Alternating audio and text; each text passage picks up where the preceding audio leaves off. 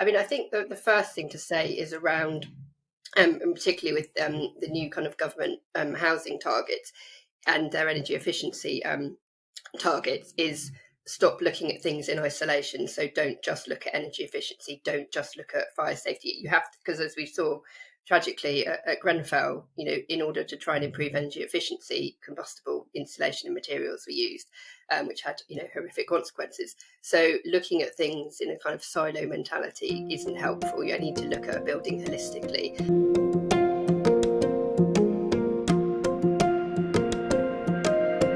I think the first thing to say is, we recognise that the situation that leaseholders find themselves in is really difficult and very traumatic. So I think, in the insurance community is trying to work together to try and help resolve these situations. I think the issue with height is, I think our members don't find height differentiation terribly helpful in legislation. They will look at a building, obviously height has a bearing, but they will look at other factors that play within that building, and we'll look at the kind of the total economic cost of if that building were to be lost. So having height differentials is not always helpful. And certainly when you look at the recent ban on combustible materials, it was banned in buildings over 18 metres. The government did consult on whether to have a complete ban, but then took the decision to have some elements of combustible materials in buildings under 18 metres, which, from our members' perspectives, doesn't make sense at all. And I think the further challenge with under 11-metre buildings is that we're seeing increasing buildings that are under 11 metres that are ineligible for any government support. So if they have problems with cladding or other fire safety issues, there's no funding for them if they're just because they're based under 11 metres. So there's a fairness point as well.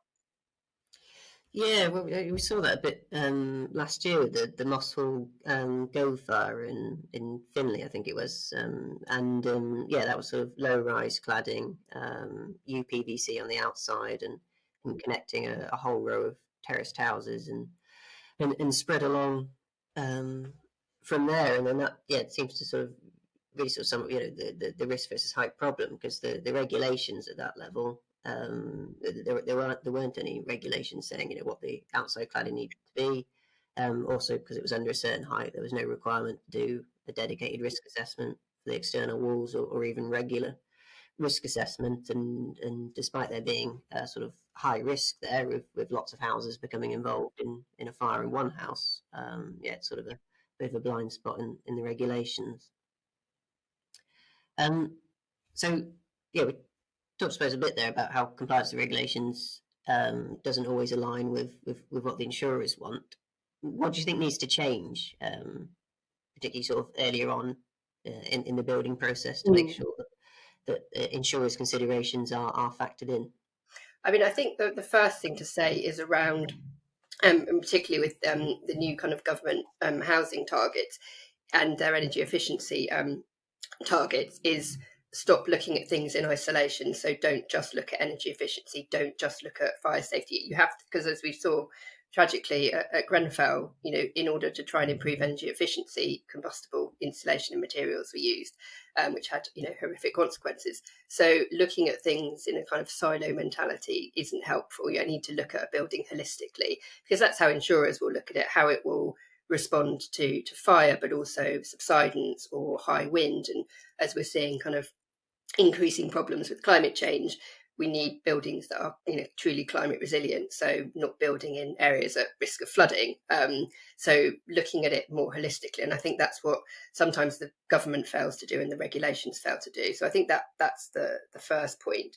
I think the second point is that, as you say, insurers need to be involved really early on in the process. So at the kind of planning and design stage, so talking to architects and builders, so that they truly understand the implications of the materials they're using, where they're building it, how they're building it, so that they understand the insurance consequences and implications of different choices.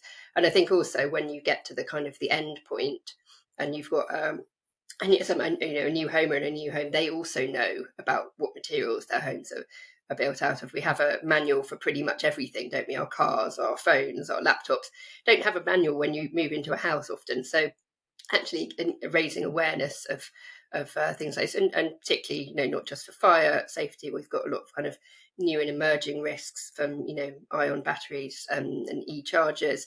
It's about, awareness raising and how to manage these things and look after them correctly as well. So it's a real end-to-end process, but insurers need to be involved right at the get-go.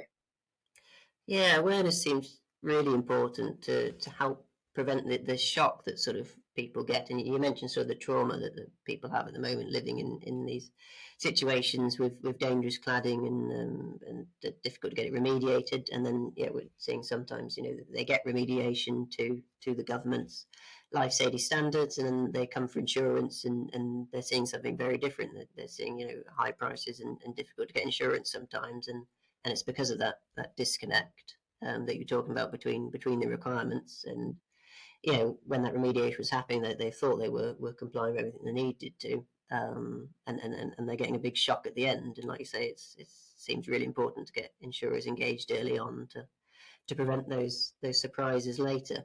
Mm-hmm.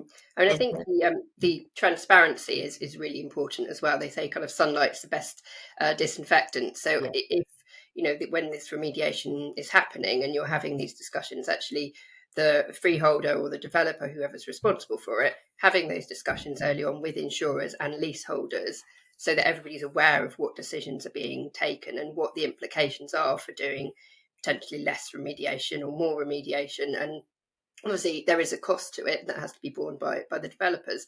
However, I think if they understand the longer term implications of different choices in the remediation that they're undertaking and involving leaseholders, we've got a few examples where our members have done that, and different decisions have been taken, and more remediation, more enhanced remediation has taken place because they then understood that would bring down the insurance costs in the longer term. Yeah. And is there anything more insurers can do to help with this? I know Dame Judith Hackett said that insurers should be using their influence more to help with the cladding situation. No, absolutely, and I think first of all, we continue to engage with government on the remediation work and the legislation. We support a lot of the work that's gone in terms of the Building Safety Act and the new Building Safety Regulator. But in the short term, in terms of managing this really difficult situation that leaseholders find themselves in through no fault of their own, the insurance industry wanted to come together to try and reduce those premiums in the short to medium term. So on the 1st of April this year, we launched what's called the Fire Safety Reinsurance Facility, and we work closely with McGill and Partners, which looks to help improve the availability of insurance for these high-risk residential buildings. Previously, the insurance market wasn't kind of working in the way that it might because of the limited numbers of insurers that wanted to kind of participate in this market, because these buildings, sadly, post Grenfell discovered that, there are a lot of flaws, there are a lot of problems, a lot of fire safety issues. So the risks were very high, therefore the premiums were very high.